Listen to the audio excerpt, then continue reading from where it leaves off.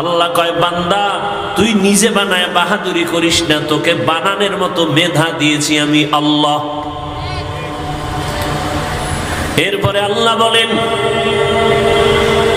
আমি আল্লাহ মানুষের জন্য জমিনে উত্তম খানার আয়োজন করেছি।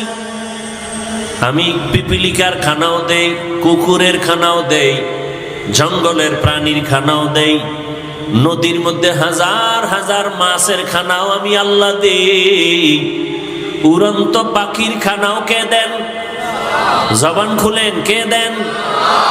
গর্তাওয়াকুল মিকুনি হার সুবহ শাম মিরাসানাদ রিজকে তু আজলা মাকাম জুজবা হাকচি জেমখাআত ইনসুজা ফজলে উআ মস্তে দর জুমলা জাহা।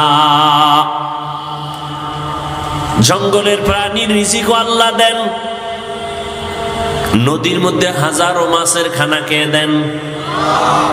জঙ্গলের প্রাণীরা কি সকাল 8টায় বাজারে আসে খাইতে? ওদের জায়গা মতো খানা আল্লাহ পৌঁছাইয়া দেন। কিতাবের মধ্যে আছে একটা কাক যখন বাচ্চা দেয়, কাক কাক চিনেন তো? কি কাম না লাগায়? হ্যাঁ, কাউয়া। কাক কালো, কোকিল কালো, কালো মাথার কেশ, এর চেয়ে বেশি কালো মনের হিংসালেশ। নিম তিতা নিন্দা তিতা আরো তিতা খাওয়ার, এর চেয়ে বেশি তিতা 203-এর ঘর। চাকা গোল পয়সা গোল, গোলালু গোল, এর চেয়ে বেশি গোল মনের গন্ডগোল।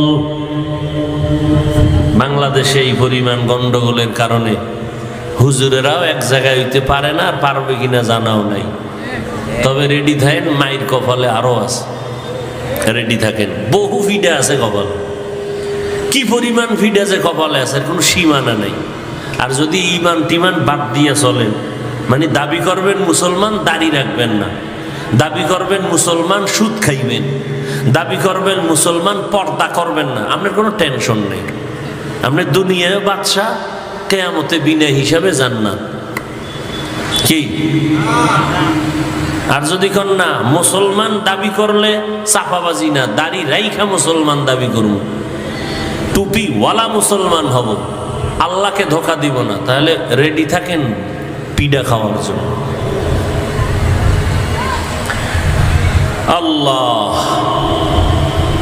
দুনিয়ার অবস্থা বড় খারাপ।